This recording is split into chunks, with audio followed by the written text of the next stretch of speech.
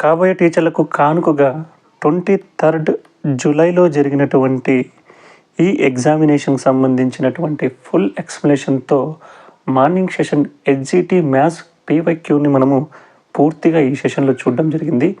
ఇందులో అడిగినటువంటి క్వశ్చన్స్ ఏవైతే ఉన్నాయో అవి నాన్ మ్యాథ్స్ స్టూడెంట్స్కి అర్థమయ్యే విధంగా మరియు మ్యాథ్స్ తెలిసినప్పటికీ వాటిని ఏ విధంగా మనము సులువైన మార్గంలో టైం ఎక్కువ కన్జ్యూమ్ చేయకుండా ఎలా చేయాలో ఈ పూర్తి వీడియోలో వివరించడం జరిగింది. అందులో భాగంగా ఫస్ట్ క్వశ్చన్ చూస్తే, which of the following is terminating decimal? Decimals are 2 type. మనకు డెసిమల్స్ 2 రకాలు, terminating, non terminating. So terminating decimal, non terminating డెసిమల్ని మనం ఎలా ఫ్రాక్షన్ చేయాలంటే, డెసిమల్లో ఉండేటువంటి డినామినేటర్ని మనము బేస్డ్ చేసుకొని చెప్తాం. డినామినేటర్లో మనము ప్రైమ్ ఫ్యాక్టరైజేషన్ చేస్తే 2,5 అనే 2 ఇంటీజర్స్ వచ్చాయి అనుకోండి, ఆ డెసిమల్ టర్మినేటింగ్ డెసిమల్ అవుతుంది. 2,5 కాకుండా మిగిలిన ఏ ప్రైమ్ నెంబర్ వచ్చినా ఆ డెసిమల్ నాన్ టర్మినేటింగ్ డెసిమల్ అవుతుంది. సో ఫర్ ఎగ్జాంపుల్ ఇక్కడ 7/9 ఉంది. సో 9 ఈ మిక్స్డ్ ఫ్రాక్షన్ని మనము ఇంప్రాపర్ ఫ్రాక్షన్ కింద కన్వర్ట్ చేస్తే 9 1s are 9. సో 16/9 అవుతుంది.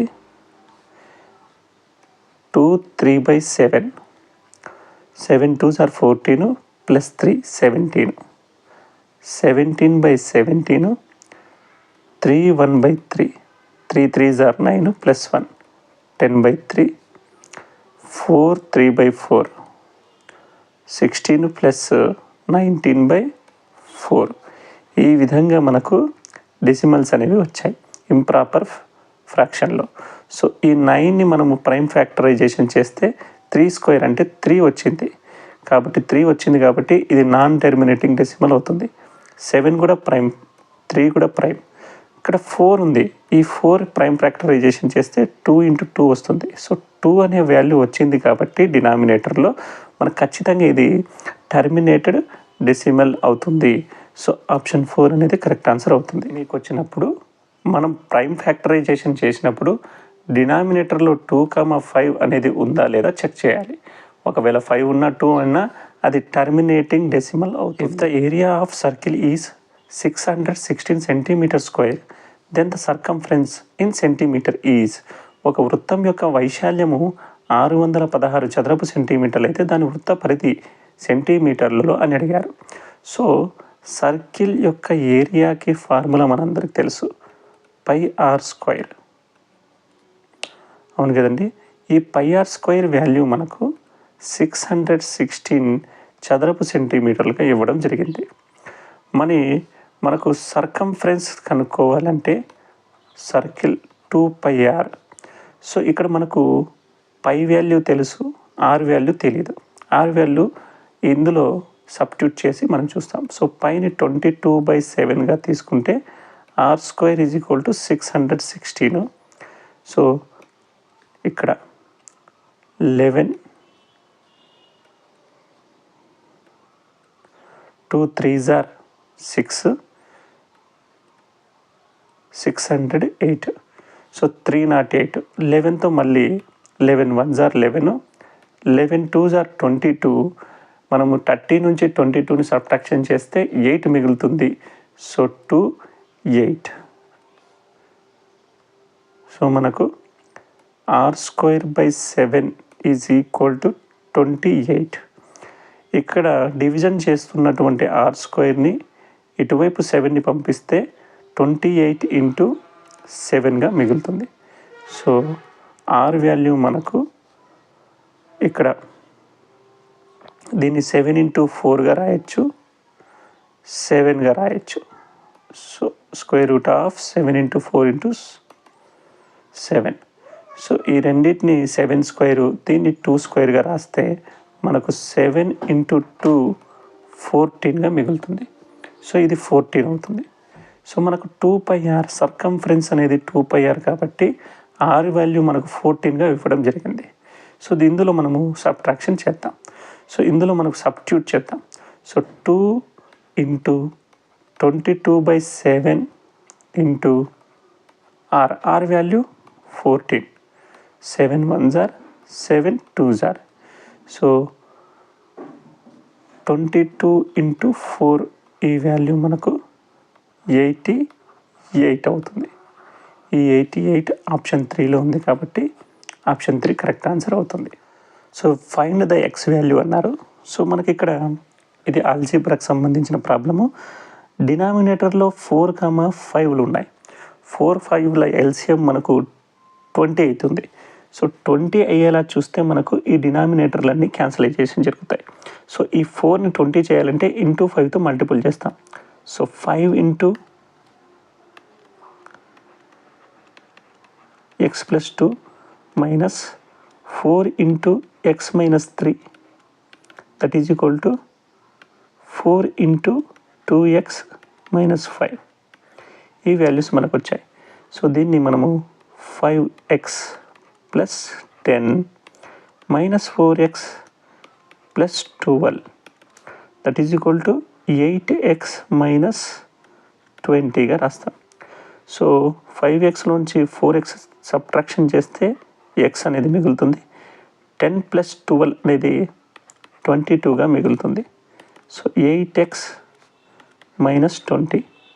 సో x వాల్యూస్ని ఇటువైపుకి దీన్ని ఇటువైపు పంపిస్తాము. సో మనకు 22 + 20 ఇక్కడ మైనస్ ఉంది కాబట్టి అడిషన్ చేస్తుంది. మరి ఇక్కడ ప్లస్ ఉంది కాబట్టి 8x - x అవుతుంది. So 42 is equal to 7x అవుతుంది.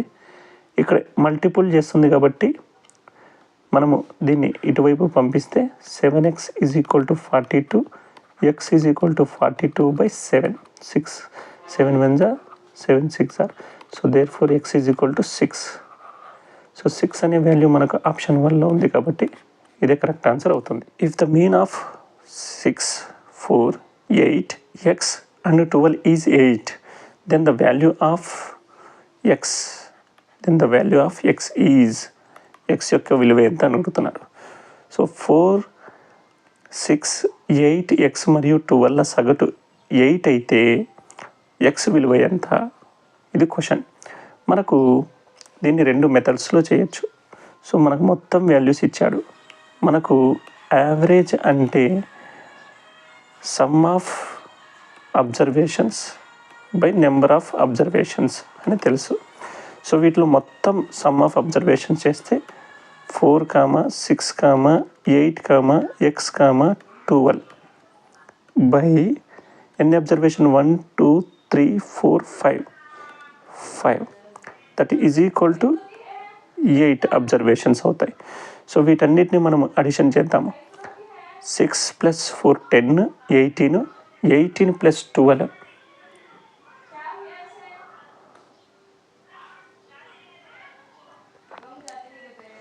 18 + 30 అవుతుంది. 30 + x. So 30 + x is equal to 40 అవుతుంది. సో మనకు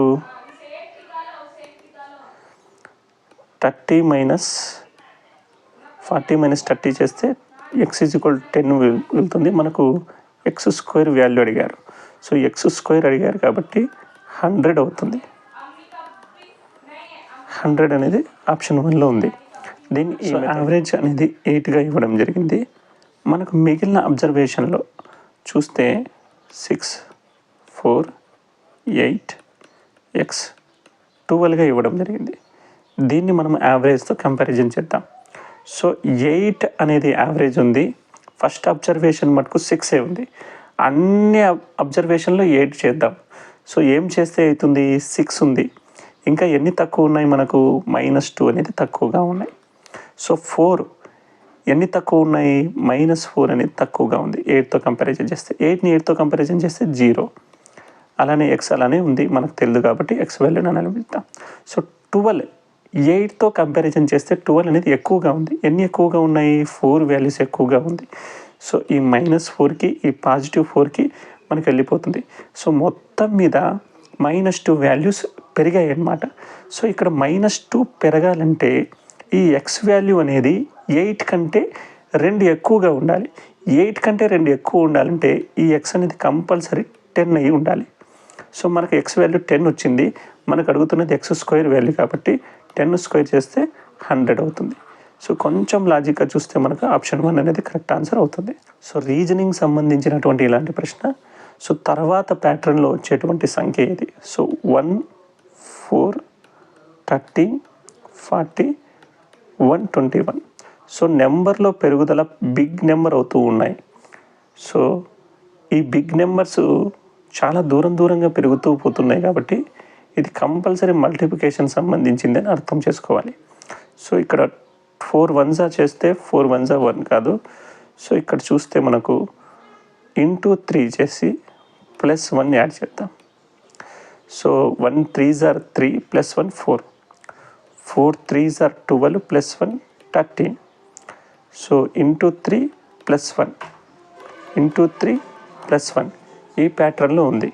సో 121 ఇంటూ 3 చేస్తే మనము 3 6 3 +1 యాడ్ చేస్తే 364 అవుతుంది.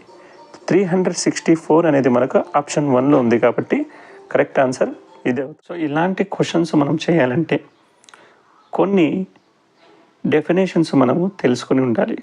సో పూరక కోణం అంటే ఎక్స్ ప్లస్ వై వాల్యూ 2 పూరక కోణాలు అయితే వీటి మొత్తం 90 డిగ్రీస్గా ఉంటుంది. అదే సంపూరక కోణాలు అయితే 2 కోణాల మొత్తము 180 డిగ్రీగా అవుతుంది. సంయుగ్మ కోణాలు తీసుకుంటే 2 కోణాల మొత్తం 360 డిగ్రీగా అవుతుంది. సో 35 యొక్క పూరక కోణం అన్నారు. సో 35 ఒక కోణం అయితే ఇంకొక కోణము 90లో 35 సబ్ట్రాక్షన్ చేస్తే మనకు 55 అవుతుంది. సో దీని పూరక కోణము 35 యొక్క పూరక కోణము 55 పూరక కోణం. పి కోణానికి సంపూరక కోణము, పి అనే కోణానికి ఇది సంపూరక కోణం ఏంది? సో పి వాల్యూ ఎంతో కనుక్కోవాలి. ఇది సంపూరక కోణమైనప్పుడు దీన్ని మనము 180 నుంచి సబ్ట్రాక్షన్ చేయాలి. సో 180 నుంచి దీన్ని మనం సబ్ట్రాక్షన్ చేస్తే మనకు పి అనే వాల్యూ వస్తుంది. సో 5 2 1 125 అవుతుంది. 125 ఆప్షన్ 4లో ఉంది. సో శీర్ష బిందువులు ఇచ్చినప్పుడు గురుత్వ కేంద్రానికి మనకు గురుత్వ కేంద్రం G x, y యొక్క ఫార్ములా మనకు x1 + x2 + x3/3, y1 + y2 + y3/3. So ఇది గురుత్వ కేంద్రం అనేది అవుతుంది. ఇందులో మనకు గురుత్వ కేంద్రం వాల్యూ ఆల్రెడీ ఇచ్చారు. సో 3,2 వాల్యూ ఇవ్వడం జరిగింది.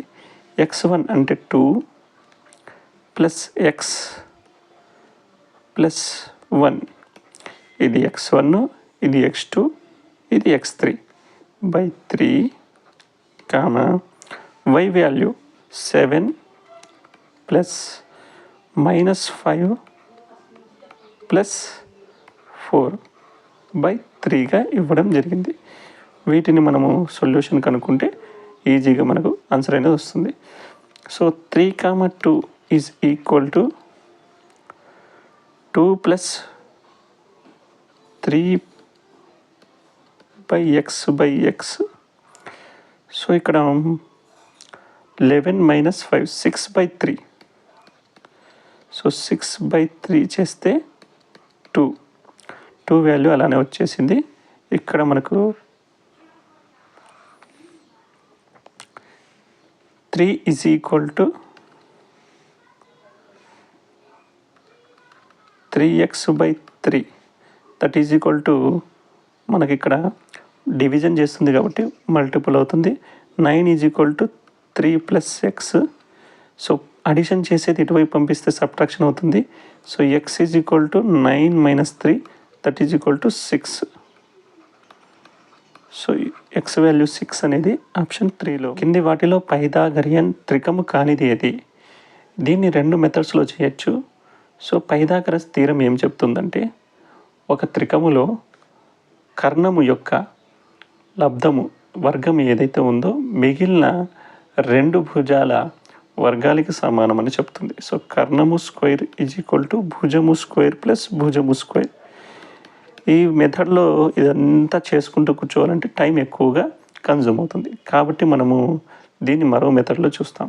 సో పైథాగరన్ త్రికములు ఎప్పుడు 2m m square plus 1 m square minus 1 ఫామ్లో ఉంటాయి.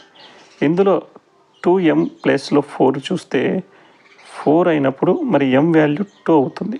సో 4 స్క్వేర్ ప్లస్ 1 5 అవుతుంది. అలానే 4 స్క్వేర్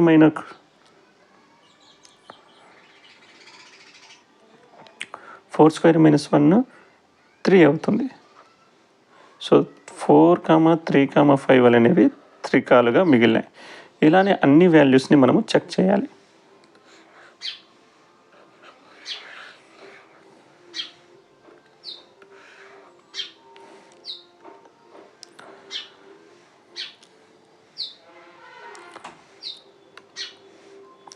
అలానే 18, 81, 84. సో దీన్ని 2mకి ఈక్వల్ చేసుకుంటే m వాల్యూ 9 అవుతుంది. 9 స్క్వేర్ ప్లస్ 1 81, 9 స్క్వేర్ చేస్తే 81 ప్లస్ 83 అవుతుంది. ఇక్కడ 9 స్క్వేర్ మైనస్ 1 81 80 అవుతుంది. సో ఈ ఫామ్లో లేదు ఇక్కడ, కాబట్టి ఆప్షన్ 2 అనేది Pythagorean. 25% of which of the following number is equal to of 12.5 of 180. కింది వాటిలో ఏ సంఖ్య 25% 180లో 12.5కి సమానము? సో ఇక్కడ మనకు 2 అబ్జర్వేషన్లు ఈజీగా చూడండి. 25% అనేది సో 180లో 12.5%. ఇక్కడ 12.5 నుంచి 25కు మనం వెళ్ళాలంటే ఇక్కడ డబుల్ అయింది వాల్యూ. సో 12.5 చేస్తే డబుల్ అవుతుంది. సో ఇక్కడ కూడా 180ని మనం డబుల్ చేస్తే 360 డిగ్రీ అవుతుంది. సో 360 వాల్యూలో 25% ఎంత అని అడుగుతున్నారు. 360లో 50% అంటే సగం చేస్తాం 180 అవుతుంది. దాన్ని ఇంకో మారు సగం చేస్తే 90 అవుతుంది. సో 90 అనేది ఆప్షన్ 4లో ఉంది. ఇది కరెక్ట్ ఆన్సర్ అవుతుంది. In the product of 1 + 3x - 2x square into x - x square some of x cubed and x coefficient of x. So x square యొక్క లబ్ధములో x మరియు x క్యూబ్డ్ మరియు x గుణకాల మొత్తం ఎంత అని అడుగుతున్నారనమాట. సో ఫస్ట్ ఈ product కనుక్కుందాం. So 1 × x × x square 3x × x - x square minus 2x square into x × x square. ఇక్కడ plus ఇవ్వడం జరిగింది. x × x square that is equal to 3x square minus 3x cubed minus 2x cubed plus 2 × x⁴. ఈ values అనేవి వచ్చాయి. మనకు x cubed వాల్యూని అన్నిటిని ఒక చోటికి x స్క్వేర్ వాల్యూస్ అన్నిటిని ఒక చోటికి తీసుకుంటే 2 x⁴ ప్లస్ ఇక్కడ x cubed values 5 × x³ plus 3x square 2x plus 2x square plus ఎక్స్గా వచ్చింది. ఇందులో x క్యూబ్డ్ వాల్యూ -5, ఎక్స్ యొక్క వాల్యూ స్థిర సంఖ్య 1, ఈ రెండింటి గుణకాల మొత్తము. సో లబ్ధం కాదు, మొత్తం అడిగారు కాబట్టి -4 అనేది అవుతుంది. ఆప్షన్ 2లో ఉంది. ఇది సర్వసమానత్వానికి సంబంధించిన సింబలు. సో ఇక్కడ ఎంఎం ఇవ్వడం జరిగింది, సెంటీమీటర్లో కూడా ఇవ్వడం జరిగింది. వీటిని మనము జాగ్రత్తగా చేయాలి. సో ఏబిసి డిఈఎఫ్లు, ట్రయాంగిల్ ఏబిసిలు, ట్రయాంగిల్ డిఈఎఫ్లు సిమిలర్గా ఉన్నాయి. సో ఏబి = 108, ఈ ఏబి వాల్యూ 108 అయితే డిఈ వాల్యూ 84 అయ్యింది. సో సిమిలారిటీ ఉన్నప్పుడు ఏబి డిఈ ఒకే రేషియోలో ఉంటాయి. ఏ రేషియోలో ఉన్నాయి? 108:84. సో దీన్ని మనం సింప్లిఫై చేస్తే 12 7s are 12 8s are 8:7 రేషియోలో ఉన్నాయి. సో డిఈఎఫ్ = 35 సెంటీమీటర్ అడుగుతున్నారు. ఇక్కడ డిఈఎఫ్ పెరిమీటర్ డిఈఎఫ్ మనకు 35 centimeter is nothing but 350 mm అన్నమాట. సో 350 mm అనేది అయ్యింది.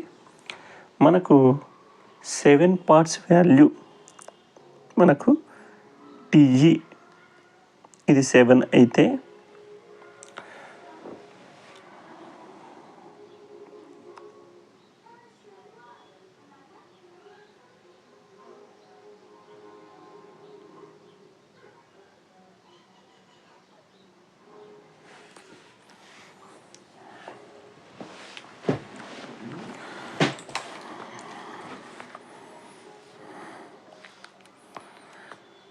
ఈ 7 parts వాల్యూ మనకు 350 mm అయితే 1 part వాల్యూ మనకు 50 mm అవుతుంది. అలానే 8 part వాల్యూ మనకు 400 mm అవుతుంది. ఈ 400 mmని మనం సెంటీమీటర్లో కన్వర్ట్ చేస్తే 40 సెంటీమీటర్ అవుతుంది. ఆప్షన్ 2 కరెక్ట్ ఆన్సర్ అవుతుంది. ఒక దీర్ఘఘనం యొక్క పొడవు, వెడల్పు, ఎత్తులు వరుసగా ఇవ్వడం జరిగింది. మరి దాన్ని పొడవు, వెడల్పు మరియు ఎత్తులు వరుసగా ఇలా కొలతలుగా ఉన్నటువంటి చిన్న దీర్ఘఘనాలుగా కత్తిరించినట్లయితే దీర్ఘఘనాల సంఖ్య ఎంత అని అడిగారు. సో దీర్ఘఘన పరిమాణం మనకు తెలుసు. సో ఘన పరిమాణం V1/V2. సో పెద్ద దీర్ఘఘనం యొక్క కొలతలు 18 × 9 × 8 బై, సో చిన్న దీర్ఘఘనం 2గా ఇవ్వడం జరిగింది. సో దీన్ని మనము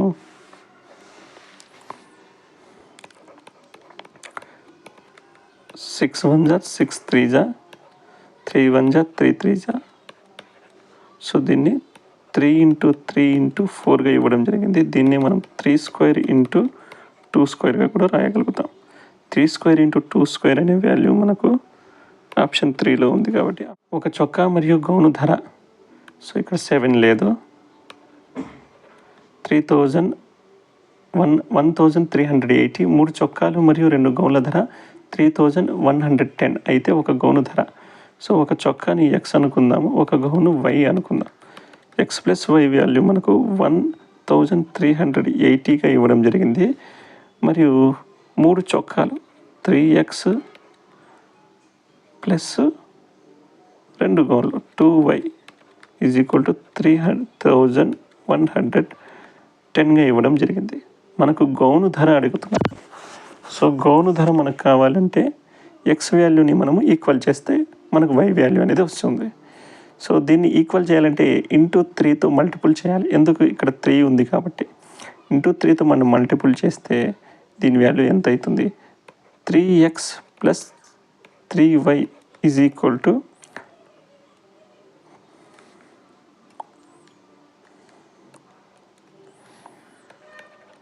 138 × 3 24 9 11 అవుతుంది 3. So 4440, that is equal to 3x + 2y = 3110. అవుతుందన్నమాట. దీన్ని మనం సబ్ట్రాక్షన్ చేస్తే y is equal to 0, 3, 0, 1, 1030 option 3లో ఉంది. ఈ బహుభుజి యొక్క కోణాలు మొత్తం మనం కనుక్కోవాలంటే 180 n-2 ఇంటూ 180 చేస్తాం. ఇక్కడ n అనేది భుజాల సంఖ్య, పంచభుజి అంటున్నారు కాబట్టి 5 - 2 ఇంటూ 180 చేయాలి. సో 3 ఇంటూ 180 అవుతుంది.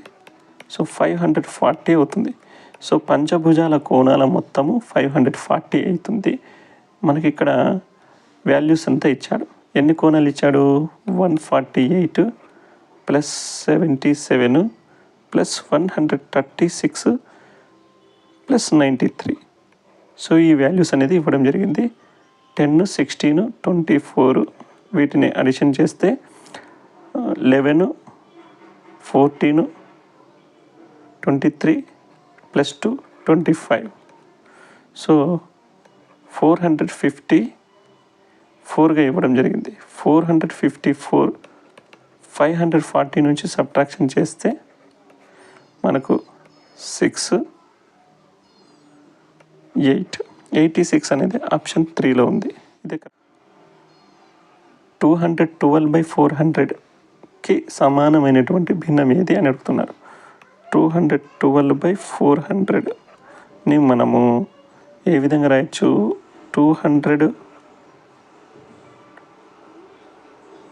106 అని కూడా రాయొచ్చు. దీన్నే మనము 53/100 అని కూడా రాయొచ్చు. సో దీని ఎల్సిఎం తీస్తే మనకు 100 అవుతుంది. 50 ప్లస్ 3 53/100 ఆప్షన్ 1 మనకు కరెక్ట్ ఆన్సర్ అవుతుంది. a² - b² is equal to a + b into a - b. That value ఇక్కడ a is equal to 27, b value 13. దీన్ని మనం చూస్తే 27 ప్లస్ 13 ఇంటూ 27 మైనస్ 13. సో రెండు కలిపితే 44 560 అవుతుంది. 560 అనేది ఆప్షన్ 2. తయారు చేయడానికి 1.5 కిలోగ్రాముల చక్కెర, 2.5 కిలోగ్రాముల గోధుమ పిండిని కలిపారు. ఆ స్వీట్లో ఉన్న చక్కెర శాతం ఎంత? సో 1.5 కిలోగ్రాములు చక్కెరని 2.5 కిలోగ్రాములు గోధుమ పిండిని కలిపారు. So sugar feet. సో దీన్ని మనము హాఫ్ కేజీ పార్ట్స్ తీసుకుంటాం. 1.5 కిలోలు అంటే మనకు 3 పార్ట్స్, 2.5 కిలోలు అంటే 5 పార్ట్స్. సో మొత్తం మనకు 8 పార్ట్స్ వాల్యూ. 8 పార్ట్స్ వాల్యూలో మనకు ఎన్ని పార్ట్స్ అడుగుతున్నారు? 3 పార్ట్స్ అడుగుతున్నారు. దీని పర్సంటేజ్ అడుగుతున్నాను. సో మనందరికి తెలుసు 1/8 అనేది 12.5. సో ఇక్కడ 3/18 అంటున్నారు కాబట్టి ఇంటూ 3 చేస్తాం. సో 36 3/2.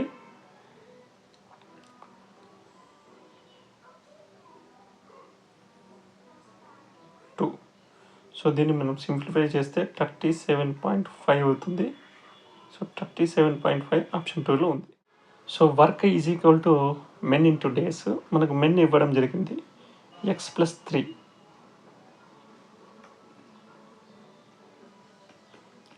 ఇంటూ డేస్ కూడా ఇవ్వడం జరిగింది 2 into 2x - 1 by 4x - 2 men మనకు 4 + x డేస్గా ఇవ్వడం జరిగింది. That is equal to 2/5. So దీని వాల్యూస్ని మనం సింప్లిఫై చేస్తే ఎక్స్ వాల్యూ అనేది మనకు వచ్చేస్తుంది. ఇందులో ఆప్షన్ని పుట్ చేసి చెక్ చేద్దాం.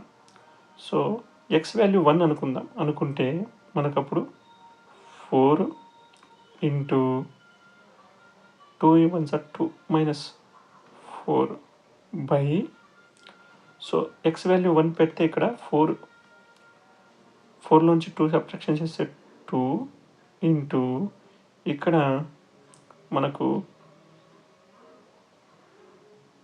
1 సబ్స్టిట్యూట్ చేస్తే 5 అవుతుంది. సో 4/10. ఈ 4/10ని మనము 2/5గా రాయొచ్చు. సో 2/5 అనేది ఆప్షన్ 1 ఈ వాల్యూకే సాటిస్ఫాక్షన్ అవుతుంది కాబట్టి ఇదే కరెక్ట్ ఆన్సర్ అవుతుంది. ఇదే మనం ఎక్స్ని మనం సబ్స్టిట్యూట్ చేస్తూ కూర్చుంటే కనుక మనకు టైం వాల్యూ అనేది ఎక్కువ ఖర్చు అవుతుంది.